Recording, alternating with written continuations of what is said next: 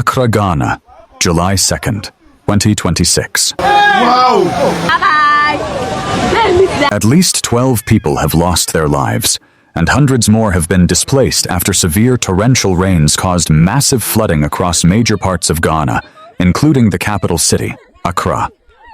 The Ghana National Fire Service, GNFS, confirmed the fatalities on Tuesday following continuous downpours that began late Sunday and escalated through Monday, leaving large swaths of the coastal capital entirely submerged. Emergency rescue teams, including teams from the National Disaster Management Organization, NADMO, the military, and the police, worked through the night to pull trapped residents from their roofs and flooded houses.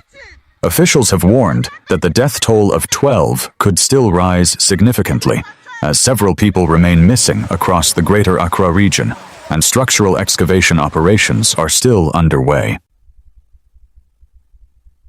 Giving an official breakdown of the verified fatalities, GNFS spokesperson Alex King Nartey revealed that the victims included 8 men, 3 women, and 1 child. The geographic spread of the casualties highlights the severity of the flash flooding. Odawna, Kwame Nkrumah Circle. 4 deaths were recorded here after an independent fire broke out at the local plastics market amid the rising floodwaters. Emergency crews had to simultaneously battle the blaze and navigate deep waters to recover victims. Alogboshie, 2 bodies, confirmed to be a mother and her young child, were tragically pulled from a collapsed structure. Alajo and Tema Newtown. 2 fatalities were verified in each community, with rescue teams still searching for an elderly resident reported missing in Tema Newtown. And in Achimota, 1 person was confirmed dead after being swept away by fast-moving water currents in a local drainage channel. Emergency personnel indicated that while the loss of life is devastating, the number of severe physical injuries has remained remarkably low. The few residents who suffered minor cuts or hypothermia were treated by mobile medical clinics and discharged immediately.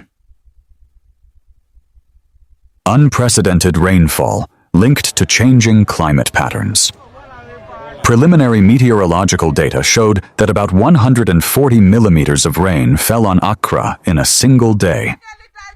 President John Dramani Mahama noted that this was the highest amount of rainfall recorded in the capital city in several years, nearly tripling the highest single-day rainfall of 56 millimeters recorded during the previous year's wet season.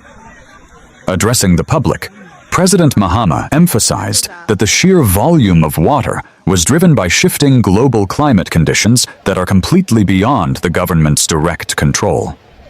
However, the political opposition, led by the New Patriotic Party, countered with sharp criticism, stating that the disaster exposed structural weaknesses in governance, poor institutional coordination, and a slow initial response to early weather warnings.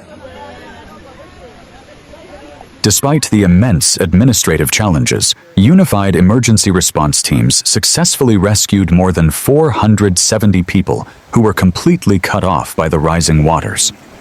Firefighters used specialized inflatable boats and heavy pumping equipment to clear blockages and evacuate vulnerable residents from structural traps systematically. While Accra experiences seasonal flooding during the annual rainy period, urban development specialists point out that the impact is severely worsened by human behavior and poor infrastructure management. Additionally, the rapid pace of urbanization has outgrown the capital's drainage system, while unauthorized construction on wetlands and the accumulation of plastic waste in waterways completely block natural runoff channels.